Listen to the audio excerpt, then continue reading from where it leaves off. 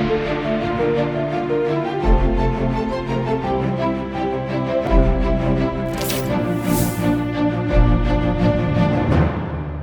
के बाद स्वागत है आपका उत्तर प्रदेश बुलेटिन में। मैं हूं इशिता तिवारी। इस बुलेटिन में बात करेंगे बलरामपुर की, जहां जिलाधिकारी विपिन कुमार जैन ने विकासखंड बलरामपुर सदर का औचक निरीक्षण कर विभिन्न पटलों के कार्यों, अभिलेखों और योजनाओं की प्रगति का विस्तृत जायजा लिया है। साथ ही बात करेंगे हरदोई की, जहां वन दरोगा पर अवैध कटान के आरोप लगे हैं। ऐसी तमाम खबरों से आपको करवाएंगे रूबरू। मुड़ी करपुर मार्ग पर आज सुबह एक दर्दनाक हादसा हुआ, जब तेज रफ्तार गिट्टी लदे डंपर ने पैदल जा रही महिला रिंकी देवी को कुचल दिया, जिससे उसकी मौके पर ही मौत हो गई। महिला अपने पति सुरेंद्र सिंह और बच्चों प्रिंस व ऋषभ के साथ औरैया जाने के लिए पैदल करमपुर की ओर जा रही थी। स्थानीय लोगों की मदद से डंपर चालक को पकड़ लिया गया। घटना की सूचना पर पुलिस मौके पर पहुंची और शव को पोस्टमार्टम के लिए भेजा। अयाना थाना अध्यक्ष जयप्रकाश पाल ने बताया कि चालक को हिरासत में लेकर पूछताछ की जा रही है और तहरीर मिलने पर प्राथमिकी दर्ज कर कार्रवाई की जाएगी। लड़का नाम तुम्हारा? प्रिंस। और तुम्हारा नाम? निशाब। मम्मी कहाँ जा रही थी सुबह? घर पे। यहाँ कहाँ आई थी? गांव में। कहाँ तू? बुआ की शादी थी। बुआ का नाम है राधा। कब की शादी थी? 10 तारीख। 10 तारीख। क्या नाम है बच्चों के? प्रिंस। और क्या साल का है? प्रिंस होगा 7 साल का होगा। और दूसरे बच्चे? ऋषभ है। ऋषभ उसका 5 साल का। 5 साल का। और 2 बच्चे हैं। ठीक। औरैया से सीनियर संवाददाता राजेश कुमार मिश्रा की रिपोर्ट। बलरामपुर में जिलाधिकारी विपिन कुमार जैन के विकासखंड बलरामपुर सदर का औचक निरीक्षण कर विभिन्न पटलों के कार्यों, अभिलेखों और योजनाओं की प्रगति का विस्तृत जायजा लिया। निरीक्षण के दौरान उन्होंने कार्यालय में रखे सभी रजिस्ट्रों का अवलोकन किया और अभिलेख नियमित अद्यतन करने, पुरानी एवं निष्प्रयोज पत्रावलियों को समयबद्ध तरीके से बीट आउट करने के निर्देश दिए। निरीक्षण के क्रम में उन्होंने मनरेगा सेल का भी जायजा लिया और नए आंगनबाड़ी केंद्रों के निर्माण कार्यों में धीमी प्रगति पर नाराजगी व्यक्त करते हुए तेजी लाने के निर्देश दिए। मनरेगा अभिलेखों में लापरवाही पाए जाने पर लेखा सहायक एवं कंप्यूटर ऑपरेटर की संविदा समाप्त कर नए कर्मियों की नियुक्ति करने का आदेश दिया। सहायक विकास अधिकारी पटल के निरीक्षण के दौरान जिलाधिकारी ने परिवार रजिस्टर अद्यतन करने और प्रत्येक परिवार की इसकी नकल उपलब्ध कराने, जन्म एवं मृत्यु प्रमाण पत्र जारी करने की प्रक्रिया में शून्य लंबित सुनिश्चित करने तथा विशेष गहन पुनरीक्षण अभियान अंतर्गत नोटिस सुनवाई की समयबद्ध और पारदर्शी प्रगति सुनिश्चित करने के लिए अधिकारियों को आवश्यक दिशा निर्देश भी दिए। बलरामपुर से सीनियर संवाददाता संदीप सक्सेना की रिपोर्ट। बांदा के साड़ी खदान खंड संख्या 77 में अवैध खनन का मामला गंभीर रूप ले चुका है, जहां मोरंग माफिया दबंगई के दम पर नदी की जलधारा के बीचों बीच अवैध खनन कर रहा है। ओवरलोड ट्रक दिन रात घनी आबादी और किसानों के खेतों के बीच से खदान से माल निकाल रहे हैं, जिससे बड़े हादसे की संभावना बनी हुई है। ग्रामीणों के विरोध पर माफियाओं ने धमकियां दे रहा है और खदान के हथियारबंद गुंडों की तैनाती कर दहशत फैलाई जा रही है। इलाके में माफिया पहलवान यादव का अवैध खनन कारोबार फल फूल रहा है, जबकि खनन माफिया बबलू टुंडा और अशोक यादव प्रशासन के भय को नजरअंदाज कर रहे हैं। साड़ी गांव के ग्रामीणों ने इस अवैध खनन और माफियाओं की दबंगई के खिलाफ गंभीर आरोप लगाए हैं। बांदा से सीनियर संवाददाता कासिद अली सिद्दीकी की रिपोर्ट। हरदोई में वन विभाग के एक कर्मचारी पर सरकारी पेड़ों की कथित अवैध कटान कराने के गंभीर आरोप लगे हैं। ग्राम अमरपुरवा निवासी बाबू ने जिला वन अधिकारी को लिखित शिकायत देकर उच्च स्तरीय जांच की मांग की है। शिकायत में आरोप है कि वन दरोगा विकास पटेल के कार्यक्षेत्र में हरिहरपुर रोड किनारे 4 सरकारी शीशम के पेड़ कटवाकर लकड़ी बेच दी गई और शिकायत की आशंका पर औपचारिक रूप से कुछ लकड़ी रेंज कार्यालय में जमा कराई गई। इसके अलावा सीतापुर रोड स्थित मुरलीपुर में मंदिर के पीछे एक सरकारी नीम का पेड़ कटवाकर जड़ हटवाने का भी आरोप है। शिकायतकर्ता ने फोटो और वीडियो होने का दावा किया है। मामला सामने आने के बाद स्थानीय स्तर पर चर्चा तेज है और अब जिला वन अधिकारी की जांच कार्रवाई पर निगाहें टिकी हैं। आप टोक लेंगे आज रात में लाते लेंगे ठंडा का जो और स्टार लगा रहे हैं वो कह रहे हैं कि दादागिरी अंदर दे दो। हरदोई से सीनियर संवाददाता सीबी आजाद की रिपोर्ट। जौनपुर के केराकत कोतवाली क्षेत्र में कस्बा चौकी से 200 मीटर की दूरी पर अवैध गांजा बिक्री का कारोबार खुलेआम फल फूल रहा है। इस संबंध में सोशल मीडिया पर एक वीडियो तेजी से वायरल हुआ है, जिसमें कथित तौर पर गांजा बिक्री की घटना दिखाई गई है। हालांकि चैनल इसकी पुष्टि नहीं करता। स्थानीय लोगों का आरोप है कि क्षेत्र में लंबे समय से नशे का कारोबार चल रहा है। चौकी के इतने नजदीक ये गतिविधि पुलिस की कार्यशैली पर सवाल खड़े करती है। खुलेआम गांजा बिक्री से युवाओं में नशे की प्रवृत्ति बढ़ रही है, सामाजिक माहौल प्रभावित हो रहा है और अपराध की आशंका भी उत्पन्न हो रही है। स्थानीय नागरिकों ने उच्च अधिकारियों से मांग की कि इस मामले की जांच कर कठोर कार्रवाई की जाए, ताकि क्षेत्र में अवैध नशे के कारोबार को रोका जा सके। अब ये देखने की बात है कि पुलिस प्रशासन वायरल वीडियो का संज्ञान लेकर किस तरह कार्रवाई करता है। जौनपुर से सीनियर संवाददाता प्रवीण कुमार के साथ राम सहाय की रिपोर्ट। ललितपुर के राजकीय पशु चिकित्सालय मणावरा से खबर है, जहां पशुधन प्रसार अधिकारी ने जानवरों के इलाज के नाम पर अवैध रूप से पैसे मांगने का प्रयास किया। मामले में डॉक्टर भगवान सिंह सीबीओ ने दूरभाष पर रुपए की मांग की शिकायत की। जांच में स्पष्ट किया गया कि सरकारी नियमों के अनुसार जानवरों के इलाज के लिए केवल निर्धारित शुल्क ही लिया जाता है। कुत्ता बिल्ली के लिए 10 रुपए, गाय भैंस के लिए 5 रुपए और बकरी के इलाज के लिए 2 रुपए। इससे अधिक शुल्क वसूलना अवैध है। पशुधन प्रसार अधिकारी का इलाज के नाम पर पैसे मांगने का ऑडियो भी सुरक्षित पाया गया है। विभाग ने चेतावनी दी है कि ऐसे किसी भी डॉक्टर या अधिकारी द्वारा अवैध शुल्क वसूली पाए जाने पर कठोर कानूनी कार्रवाई की जाएगी। मणावरा ललितपुर से सीनियर संवाददाता राकेश कुमार वैद्य की रिपोर्ट। सहारनपुर पुलिस ने जनवरी 2026 में आईजीआरएस पोर्टल पर प्राप्त शिकायतों की गुणवत्तापूर्ण और समयबद्ध निस्तारण में पूरे उत्तर प्रदेश में प्रथम स्थान प्राप्त कर नया कीर्तिमान स्थापित किया है। वरिष्ठ पुलिस अधीक्षक अभिनंदन सिंह ने बताया कि शासन की मंशा के अनुरूप प्रत्येक शिकायत का गंभीरता से परीक्षण कर निष्पक्ष कार्रवाई सुनिश्चित की गई। लंबित मामलों की नियमित समीक्षा, अधिकारियों की जवाबदेही तय करना और पारदर्शी कार्यप्रणाली अपनाने से ये उपलब्धि संभव हुई।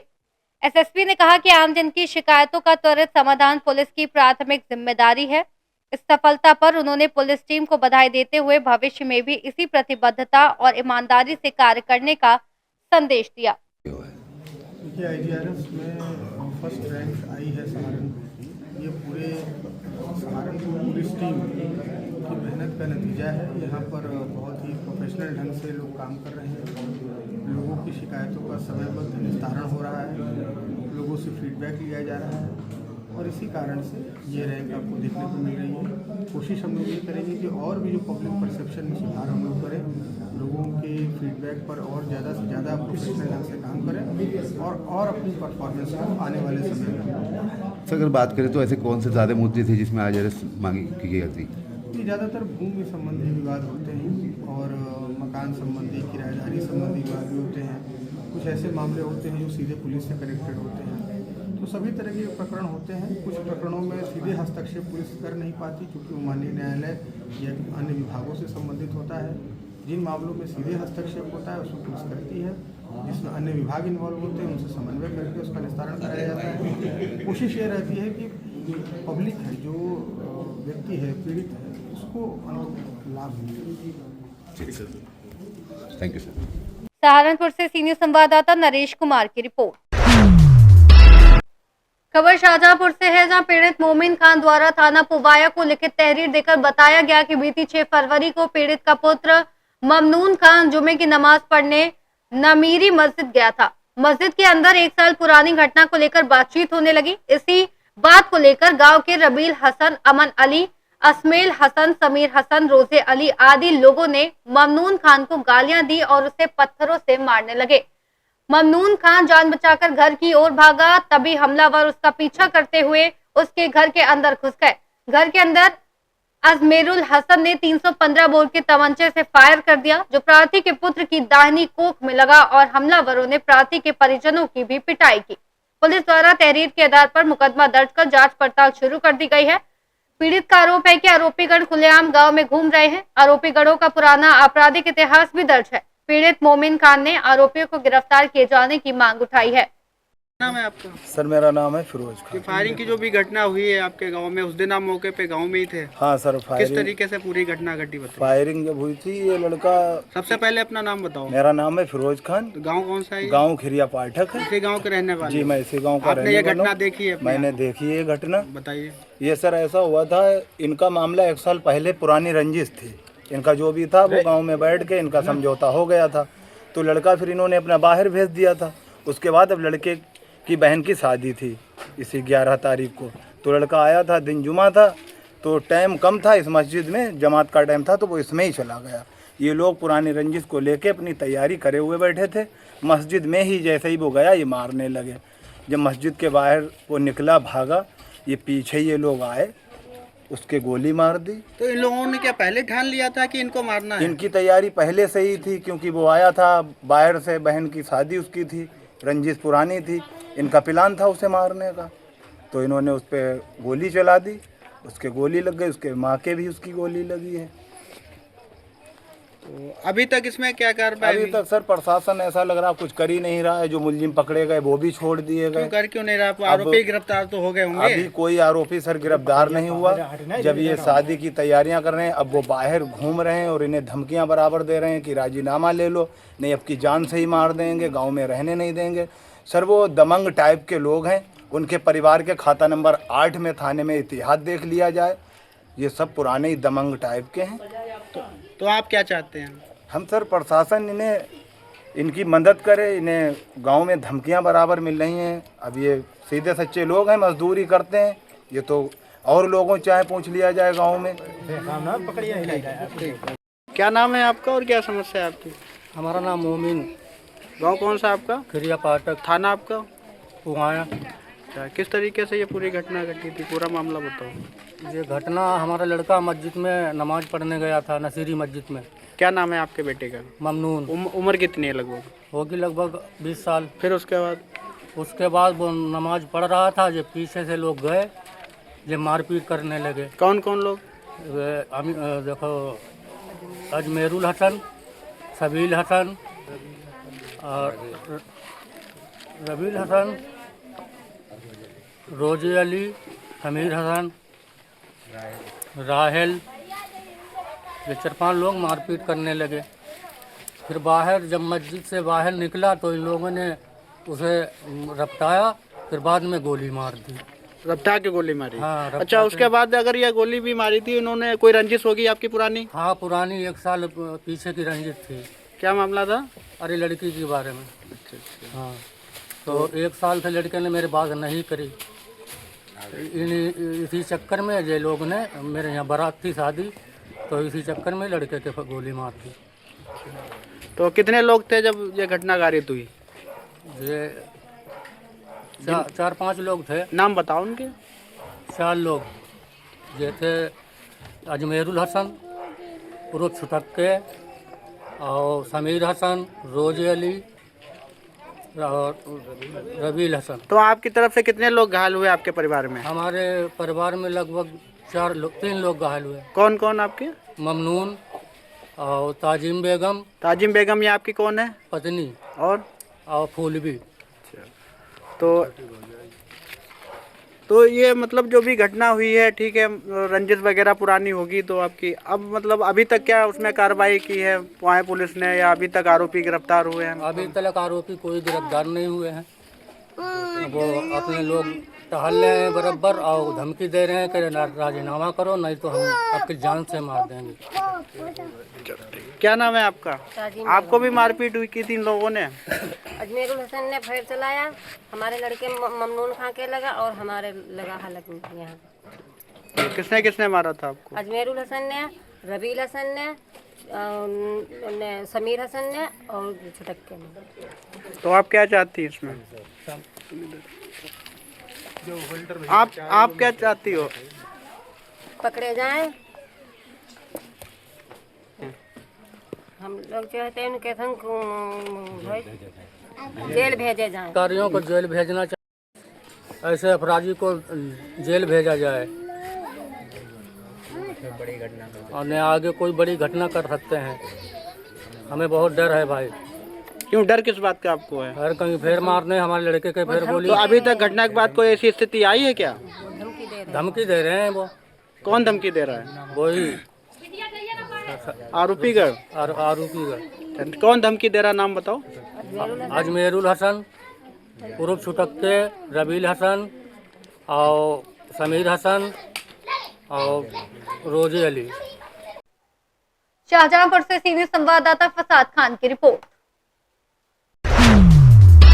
उन्नाव जनपद के बेटा मुजावर थाना क्षेत्र में एक तेज रफ्तार ई रिक्शा अनियंत्रित होकर पलट गया।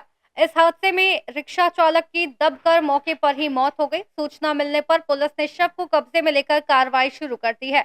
मृतक की पहचान शादीपुर गांव निवासी संतोष पाल के रूप में हुई है। संतोष ई रिक्शा चलाकर अपने परिवार का भरण पोषण करते थे। संतोष पाल की मौत के बाद उनके परिवार में मातम छा गया है। उनके परिवार में पत्नी रीना, 2 बेटे और 1 बेटी है। पुलिस ने शव का पंचनामा कर पोस्टमार्टम के लिए भेज दिया है। घटना के संबंध में आवश्यक जांच पड़ताल की जा रही है। उन्नाव से सीनियर संवाददाता सुशील यादव की रिपोर्ट।